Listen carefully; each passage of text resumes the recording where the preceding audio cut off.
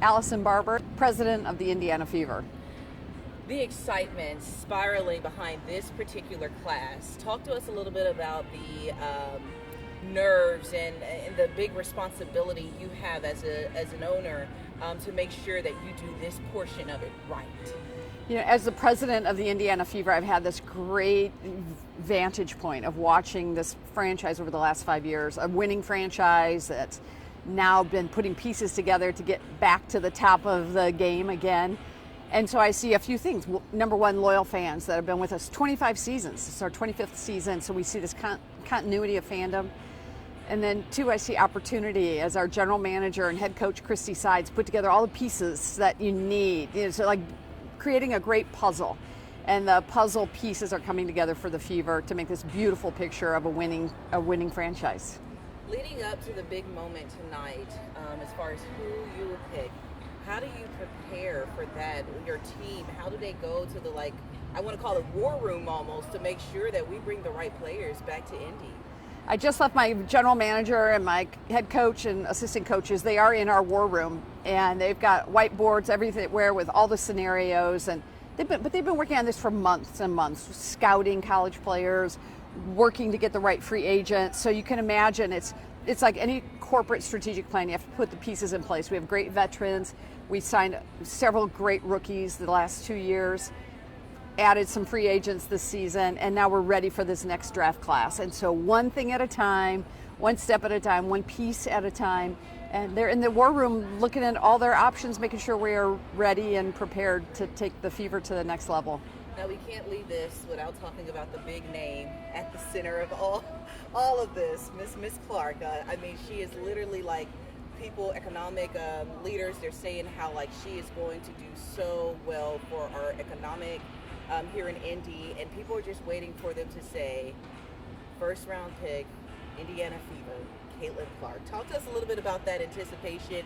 You know what the crowd is waiting to hear, and just trying to make sure you guys deliver, or just being a part of the fans when they hear that moment and go crazy. Tonight we have a tip-off party at 5:30 outdoors, 6:30 in the field house. Over 17,000 people have said they want to be here to celebrate the draft. I'll be sitting in there with the crowd waiting to see our general manager make the pick, and we'll pick the best talent on the board at number one.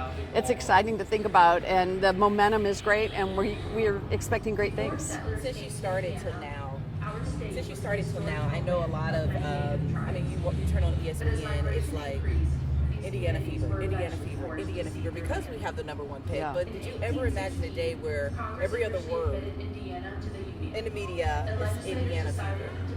This is an unusual time and unexpected. We're thrilled that the Indiana Fever is really getting this top billing because of our first pick, because of the talent in this draft class.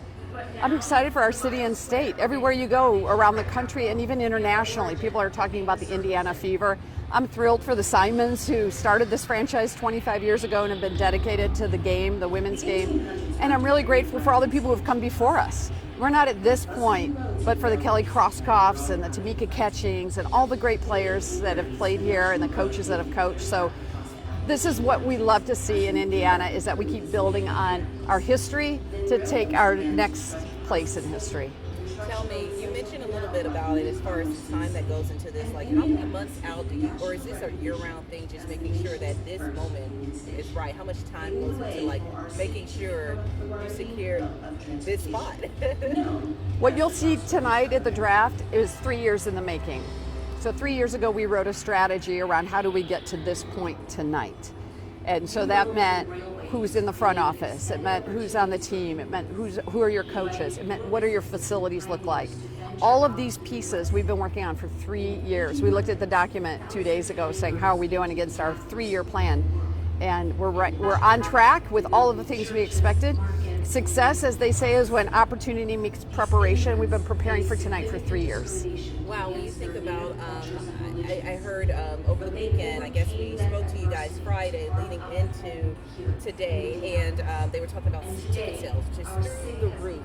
What a time to be a part of women's basketball. What a time to be a part of this movement right now. When we see what's happening in women's sports, we couldn't be more happy. And it's because we're building on a great legacy, and that's important to remember. Nothing like this happens without a great foundation, and so we're grateful for all of the people who have fought hard for women to have an equal place in the area of sports, to inspire girls, and we think that this moment in time, because of players like Caitlin Clark and others in her draft class, but specifically Caitlin, they've raised the visibility. And when you have visibility, you have inspiration, and we're proud of her for delivering that to everyone. Absolutely. Tell us that moment when you get a chance to talk to that player.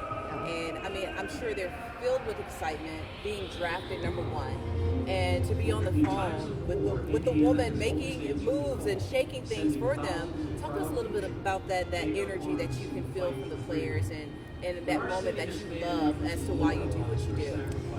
This will be my 5th draft, so to be able to talk to first-round draft picks and to feel their relief, because now that moment has happened that most of these women have dreamt of since they were young children. So you hear the relief, and then the excitement, enthusiasm, and just a tinge of good nervousness. What's this next step look like? And that is really exciting, and it's almost overwhelming for them, and it's really just a gift for us to give to women to have a place to go with their next level in their career.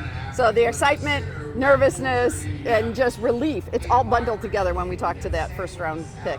Now, we have to give you your flowers. I've spoken to a lot of your players, and it's rare. I worked in markets where we had WNBA teams, and I've never heard players scream their president's name loud as they do yours. How does that make you feel to know that these women, they're not only committed to the Indiana Fever, but they're committed to working hard for you? Every time I talk to them, they're like she's amazing, she's cool, she got an open, they just, you can just see the excitement that they have someone, a woman in power, taking care of them during this part of their career. Well, that's humbling. I've not heard that before, so thank you for that. I took this responsibility on for the reason of saying, could I put my hand and my energy or effort toward anything that might help advance the next generation of women?